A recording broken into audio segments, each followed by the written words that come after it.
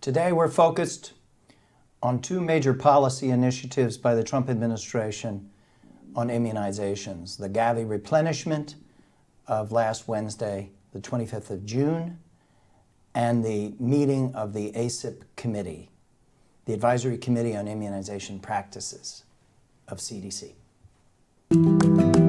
This is the CommonHealth Podcast, a product of the CSIS Bipartisan Alliance for Global Health Security. We engage with diverse leaders on the question of how best to navigate this period of exceptional turmoil, reform, and uncertainty in U.S. leadership.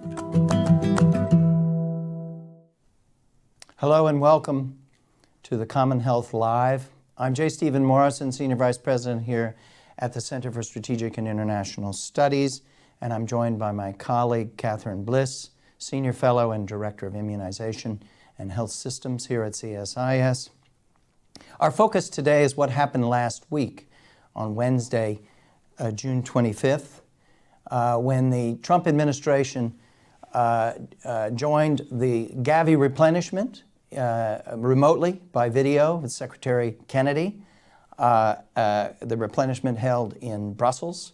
On that same day, there was a committee meeting of the Advisory Committee on Immunization Practices, ACIP, part of CDC, that met.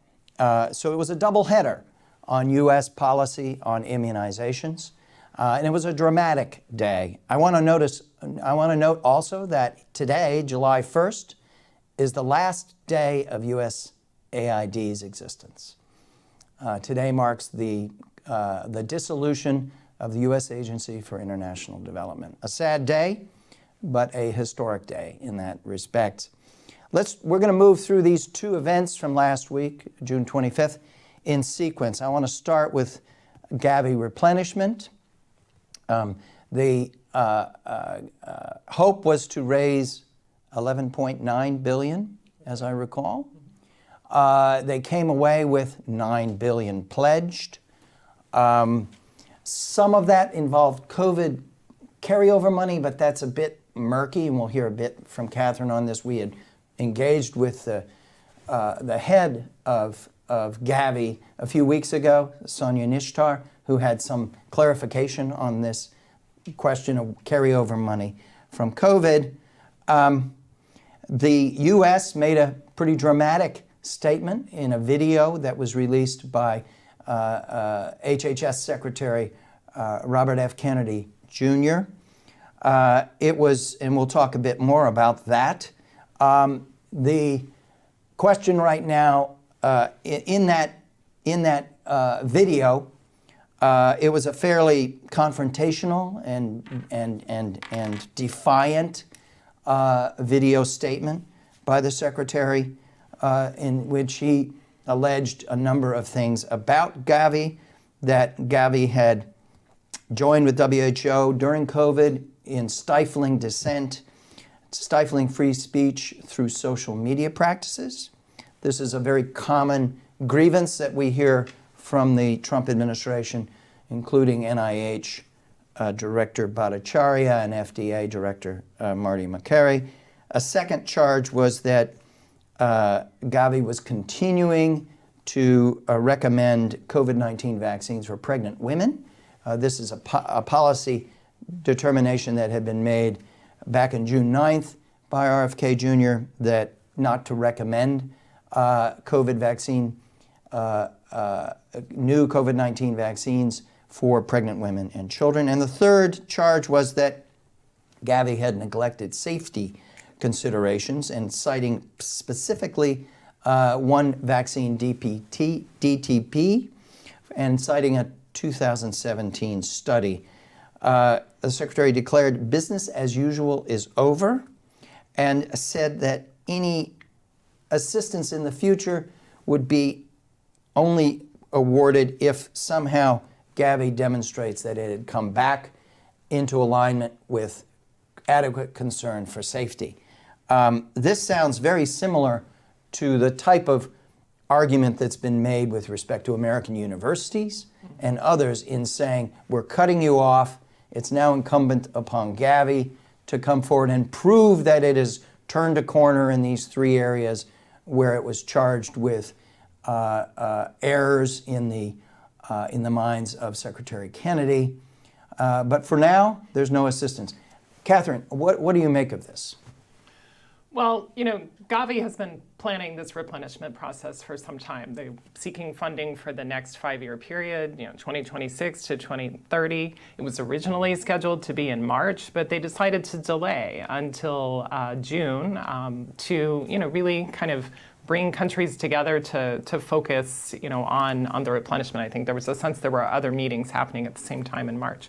But I think, even a year ago, before the recent determinations here in the United States, it was clear that the funding landscape had changed, right? Like you had, you could look ahead and see that many countries were already redirecting funding toward either defense, military endeavors, towards social spending on domestic populations, on climate adaptation and responses. So countries were already allocating funding to other areas, and then at the same time, it was clear that there were elections on the horizon in a lot of different countries, and not entirely clear what that was going to mean for the replenishment process. And so, we come to 2025, June of 2025, June 25th of 2025, to this meeting, and Gavi is seeking almost $12 billion for this next 5-year period. We've seen, over the 25 years that the alliance has been in existence, an increasing number of vaccines available to countries, and, really, we've just seen the introduction of malaria vaccines in the last couple of years. The Gavi stockpile has increased to include, Ebola, Mpox, and others. And so, on the one hand, there is a much broader array of opportunities for countries to bring new products to their populations. At the same time, the number of countries that are eligible for Gavi funding has decreased. And so, this was an opportunity to really, focus attention on those countries, look at, what's happening with those who have transitioned, and, look ahead towards 2030 and beyond. What we saw, on the one hand, there were a number of countries that stepped up. Traditional donors like the United Kingdom, like Norway, Japan, and others. And you saw a lot of new donors come in for the first time. Smaller countries, Malta, Croatia. Countries like Portugal increased, Ireland increased, Australia increased, and you saw even former implementing countries, or either former or current, like Indonesia, Rwanda, Uganda, others, really kind of coming in, making modest and sometimes more expansive pledges, really saying we believe in this. But the U.S. absence is certainly notable. The U.S. has been was one of the stalwart supporters of Gavi over the last several decades. Had been, I think, about 13%, so not always the top donor, but certainly with the COVID funding that came in 2020, that really put the U.S. at the top echelon.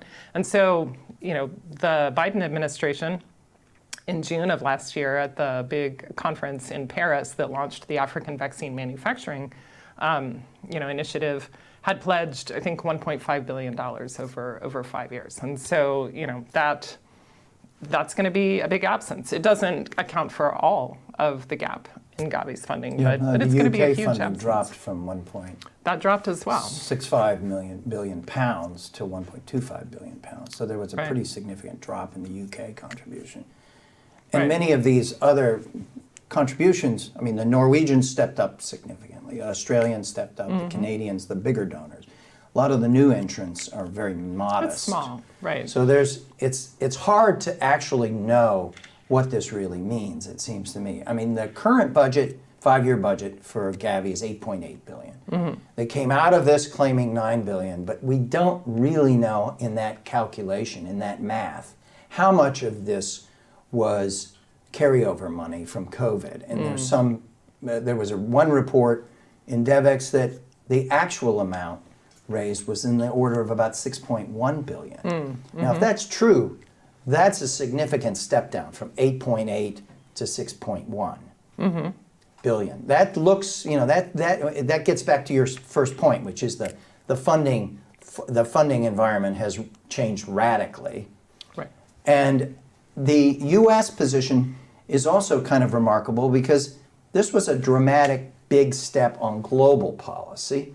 And Gavi had been a star up to now. It had exceptionally strong support in Congress. Its performance model was something that Republicans and Democrats alike had applauded. The partnerships, the graduation process, the transparency in the way it performed. I remember Mike Gerson, when he was still alive, the famous columnist and speechwriter for George W. Bush. Mike Gerson used to say, it's the best kept secret in Washington is Gavi, because people understand what a remarkable success it's been. So this was a huge setback, it seems to me. Yeah, it's curious because, I mean, as you said, the model has really been one that has gained widespread support because it really, works with the private sector, with civil society, with implementing partner governments, and with donor governments to really kind of come together. And I think that recognized some of the shortcomings in efforts to really improve child immunization in the 1990s. You had the expanded program start in the 1970s, and by the 1990s, with just governments kind of working together, it was clear that there were still major gaps. And so by bringing manufacturers, by bringing the civil society groups, bringing everybody together in this alliance, you've seen, countries committing their own domestic resources, and, this graduation process that, or transition process that has really, been remarkable. You see countries like Indonesia that were at one point, recipients of Gavi funding, have now kind of moved through that process and are supporting other countries in the same way.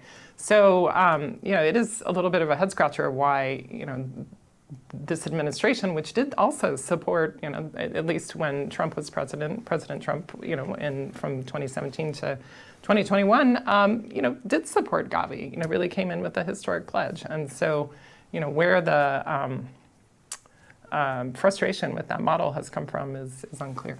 Now, the way this was done was stark. I mean, it was defiant, it was stark.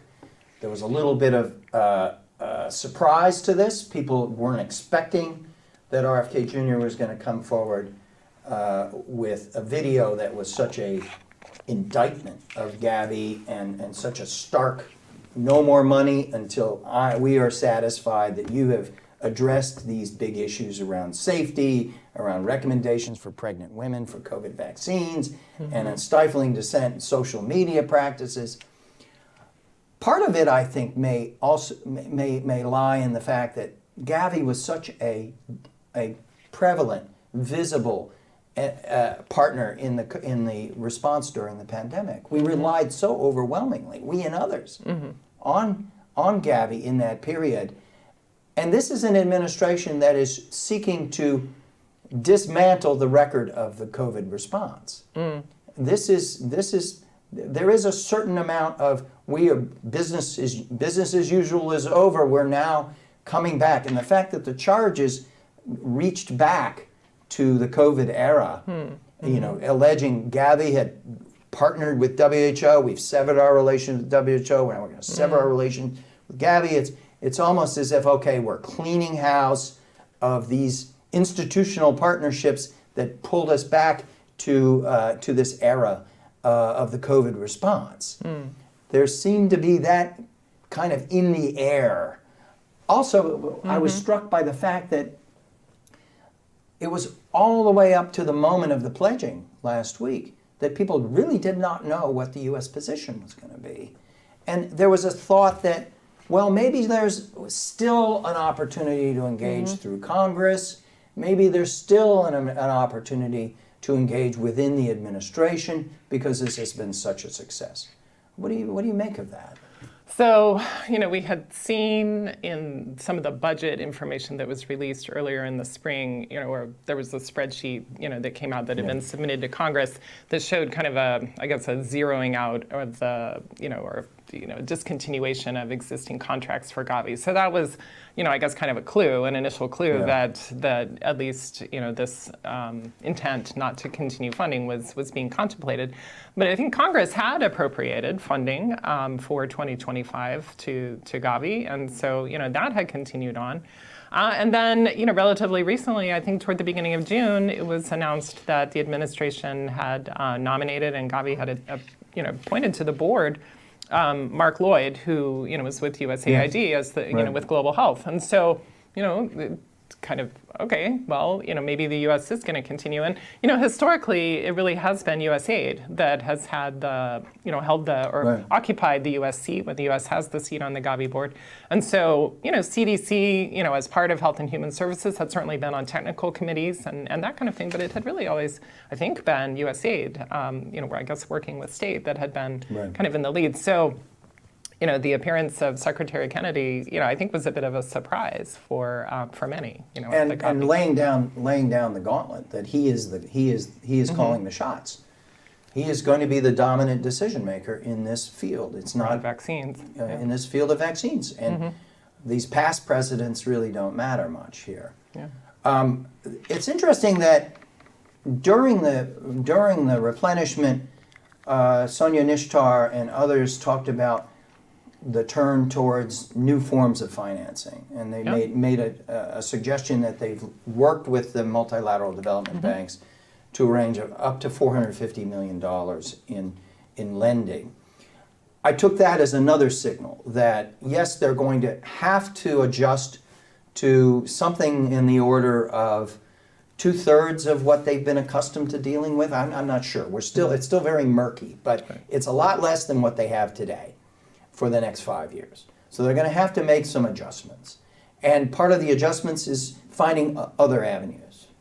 So the engagement of the multilateral banks, you have the Asian Investment Infrastructure Bank, obviously the World Bank, some of the European investment banks and others, really coming in and saying, we're going to, provide funding, kind of like surge funding or that crisis funding. Because, what we saw during COVID that, Gavi faced as a challenge was that, as the new vaccines were coming available, some of the wealthy countries were really able to put money up front to the manufacturers and say, okay, we're going to lock down these doses. Whereas COVAX, which was the vaccine, facility for the COVID vaccines, wasn't able to do that in the same way. They had to get, pledging from all the different countries, and then they were kind of late to the game on some of that. And so this, puts that funding for, the event of a crisis, pools it and says, okay, we're going to, be able to make this available. Some of the investing banks have also said, for countries that have wanted to make pledges but, aren't able to currently fulfill them, they'll assist them in doing that as well. So there's a lot of funding available from banks to support, as you said, up to $450 million. We also saw, some of the vaccine manufacturers, announcing partnerships. You have GSK with Bharat Biopharmaceuticals, I think, in India, on the malaria vaccine, and then, I think Merck, announcing a continuation of lower prices for the HPV vaccine and others. So, many different kinds of commitments to both lower prices and make financing available, which is, I think an important step, but obviously still doesn't completely fill that gap. And so, are we going to see, how in the absence of, kind of some of these pledges being able to be fulfilled or, delays in reaching some of that money, how is Gavi going to, adjust for some of the budget realities? So the U.S. will have some sway in some of the multilateral development decision-making, right? Presumably, yeah. I mean, the U.S. is still a member of many of those banks. So it's not, the U.S. is still going to have some influence if it chooses to sever its relationship entirely with Gavi. There's this other forum in which U.S. sway will be present.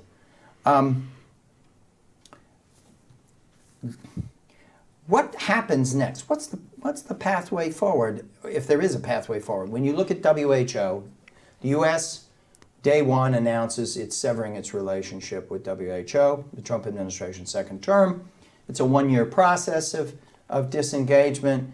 By all indications, on January 22nd of next year, we're done. And in the meantime, the Trump administration's taken the unprecedented decision to terminate technical contact and communications, with a couple of exceptions, like the flu meeting, the seasonal flu consultations. Otherwise, it's really been a very stark break. What do you think is going to happen here? I mean, they laid down these three major, RFK Jr. laid down these three major objections and said, really, it's incumbent on Gavi to show it's fixing its ways before we will consider any money, any funding. So what do you think's likely to happen now? I mean, so historically, what we've seen, Gavi it's an alliance of organizations with basically its headquarters in Geneva. And so it works through partners at the country level. And so the major partners have been WHO, UNICEF, World Bank, and, Gates Foundation and others. And so, the U.S. bilateral missions, like the USAID missions and CDC, have often, worked very closely with the implementing countries and, with those other partners on the ground to enable them to, to support them, to provide technical assistance, either through, some of the bilateral, the former USAID programs that provided advice on vaccine delivery and supply chain and other issues.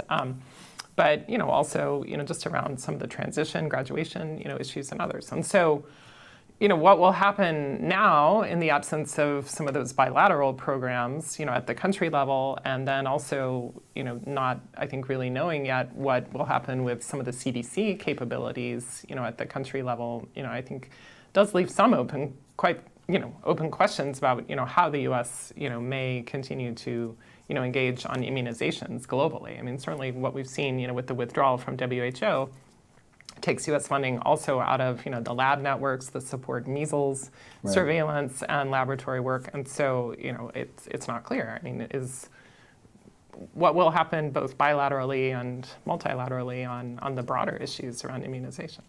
When the Trump administration withdrew from WHO, there wasn't much significant pushback coming from Congress. There were some among Democrats. There were some voices of some objections raised. Gavi could be different. I mean, there really has been deep, strong bipartisan support to get us to that $300 million per year level. It used to be, 10 years ago it was very modest, but there was a steady campaign across administrations, across Democrat and Republican administrations. Do you think there's any role left for congressional advocates to try to roll this back in some fashion? I think it would be great to see, and the fact that we are currently experiencing a measles outbreak here in the United States may provide some linkages, for members, who may not themselves have been focused on what's happening internationally to say, oh, look, we've got this situation, here in our state or in neighboring states, and we know that, the U.S. was certified as having eliminated measles in 2000, but we continue to see cases that are introduced by travelers, coming from overseas. Yeah. And so, for all that time, that's been part of the, underlying reason that the U.S. has supported global vaccination or global immunization programs is really to, ensure that, there, is a buffer or, that children are protected in order to then, protect those who may not be vaccinated at home when there's an introduced case. Yeah. We started by saying that June 25th, there was a double header, right? We had the Gavi replenishment, and then we had the meeting of the Advisory Committee on Immunization Practices, which is embedded within CDC. It's ACIP. On June 9th, Secretary Kennedy had dismissed all 17 standing members of that committee, and then appointed 8 new members. 1 resigned, having to do with financial disclosure issues. That left 7. Of those 7, 4 were known vaccine skeptics, COVID contrarians. They've been described in various fashions. So then they met. The committee went ahead and met against the overt advice and recommendation of Senator Cassidy. Senator Cassidy, during the confirmation hearing for Secretary Kennedy, had won a pledge from Secretary Kennedy that the immunization infrastructure and programs would not be fundamentally altered, which of course were flagrantly disregarded, that pledge, with the wholesale dismissal of the 17 members and the appointment of 8, of whom half were avowed anti-vaxxers in some fashion. So the committee met and recommends no flu vaccine with thimerosal, and that includes for the flu vaccine, it's about 4% of the vaccines given in the United States.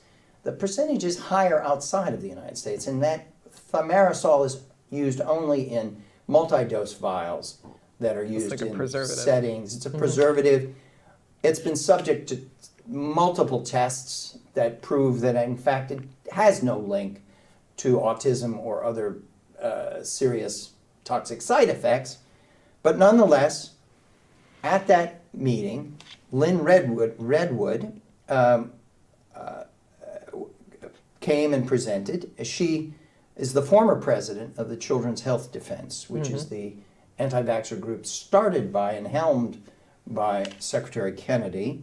She's now been hired as an expert at HHS on vaccine safety, and she presented slides that purported to make this argument that thimerosal was still toxic.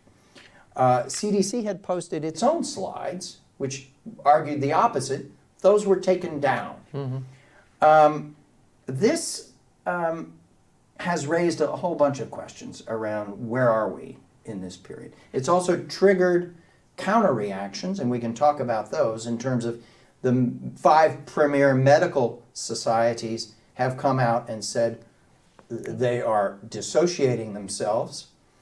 We've had significant statements made by Scott Gottlieb, former FDA director under the first Trump administration. Mike Osterholm has launched the Vaccine Integrity Project, which will meet in August with the 5 societies and a number of premier experts on vaccine, and come up with their own recommendations on COVID, on RSV,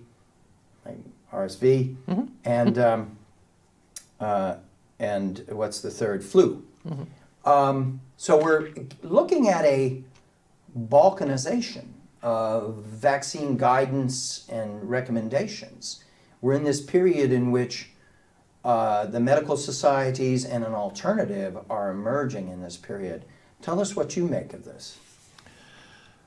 I mean, the issues around vaccine confidence are not new. They've been, with us for, well, I mean, you could even say centuries. I mean, since the smallpox, vaccine, back in the 18th century. But, have really, I think were well understood even before the pandemic. I mean, in 2019, the World Health Organization listed vaccine hesitancy as one of the top 10 threats to global health. But, we really saw a polarization around the issue during COVID. And of course, that was the period when we had the vaccine confident, the high-level panel that, we really kind of looked at a lot of those issues and, tried to make sense of, the ways in which social media was contributing to kind of polarization and amplification of different kinds of messages. I mean, it seems like in the current context, one of the themes that keeps coming up is that, people should be encouraged to ask questions and get information and, understand the, and be able to talk with people and have their concerns, addressed and listened to by healthcare workers, whether pediatricians or, nurses or, vaccinators, whoever that is. But, one of the challenges, I think we see with, what happened with the ACIP and in such a rapid fashion where, you had these commitments that things were going to be okay, then, immediately, on June 9th, 3 weeks before the meeting, suddenly the whole panel is just dismissed and a whole bunch of, supposedly for reasons that, well, they hadn't been properly, they were captured, they hadn't been properly vetted, but now suddenly you've got, all these new people who just in a span of a week and a half are, have been, vetted and put in. I mean, I don't, it's hard to know how much the average, American pays attention to what's happening with the ACIP or not, but, these kinds of issues have, it seems to me, have no, other possibility than to sow doubt and create confusion. And depress uptake of vaccines. Because, if anybody is going to look for information and then they see, oh, well, this has happened. Multiple sources. Then, and then as that gets amplified by social media, then, or potentially distorted, then, it really does become very confusing. And so, how to create some kind of dialogue on these issues, an honest dialogue that really promotes, transparency around the information, honest assessments of information and really allows for communication. Seems particularly challenging in the current context, but something that is really necessary. It just seems to me that this is a thunderclap moment. Both of these, the Gavi Replenishment was a thunderclap, the ACIP meeting was a thunderclap. I mean, it just shows the steady balkanization and polarization around vaccine policy and people fleeing from ACIP or at least willing to join an alternative scenario. You have people like Heidi Larson, who's one of our senior fellows at the London School, who's a leading global expert on vaccine confidence, say, well, maybe the U.S. needs to be looking to Canada and to Norway and to the U.K., along with putting together things like the Vaccine Integrity Project that Mike Osterholm is organizing in August in Minnesota. Another thing that I want to note is that at that meeting and later in an interview with Tucker Carlson, Secretary Kennedy indicated that he's put a team together that is going to revisit the National Vaccine Injury Compensation Program. Now, that he wants to allow that to cover injuries tied to COVID-19 vaccines. Right now, those are handled under a separate compensation fund around countermeasures. So he's appointed a team. He's announced this. I don't think we've seen a timetable on this, but this has also raised the question of where are we going now in terms of, he said they're going to address hepatitis B vaccines, routine immunizations for children, Hep B for newborns, and the MMR, the measles, rubella, and mumps, sorry. So this hepatitis B and measles are on the table as part of this vaccine compensation drift. So stay tuned for that. It's a pretty serious signal. The other thing I want to just mention as a related development that's emerged in this same period is this denunciation of the New England Journal of Medicine, of JAMA, the Journal of the American Medical Association, of Lancet, as corrupt, as captured by industry, and this call for NIH researchers not to publish their findings there, and the creation of an alternative, a journal of the Academy of Public Health that Dr. Bhattacharya and Dr. Makari have formed this new Academy of Public Health and trying to shift to this new journal and to lower the accreditation or the value and the legitimacy of these three premier journals. What do you make of that? I mean, it's interesting because in his video, Secretary Kennedy held up the study, that around 2017. DTP, as having been published in the Lancet. So it seems like there's a bit of a tension there between, holding that up as, oh, well, this study must be perfect or, have been good because it was published in the Lancet. And then apparently this effort on the other side to discredit, the publication at the same time. I mean, it seems to me, there's always, the potential for new publications and, but I think people will, researchers will publish, in places where they know that their work will be well peer reviewed and find an audience that can find the work helpful. So, ultimately, that may, play out on its own. I don't know. So we've talked about some of the things that we're going to need to keep our eye on here, right? What happens, is there any dialogue that continues between Gavi and the United States? Is there any possibility for repair or reconciliation?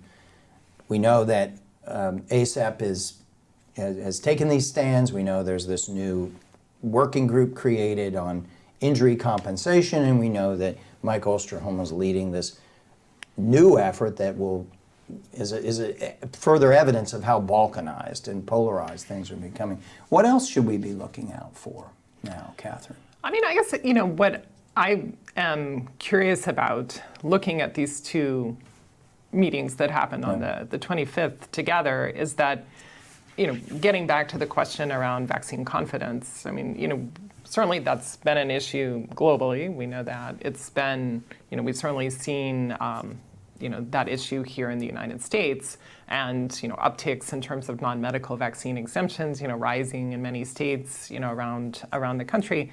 But, I think up until now, we hadn't really seen that kind of anti-vaccine sentiment infiltrate or be part of U.S. foreign policy. And so I guess the question is that the case now? As I said earlier, I mean, it was a little bit surprising to see HHS kind of making the statement at Gavi, when we know that USAID has typically, done that before. Obviously, if today is the last day of USAID, then that's changing. But, I guess it remains to be seen. Is this an aberration, or is this kind of a new direction of U.S. global health policy and foreign policy? So that's what I'll be watching. Okay. Thank you all for joining us this morning. I want to also offer special thanks to Eric Ruditsky and Alex Brunner, our ACE producers, for putting this program together. Thank you.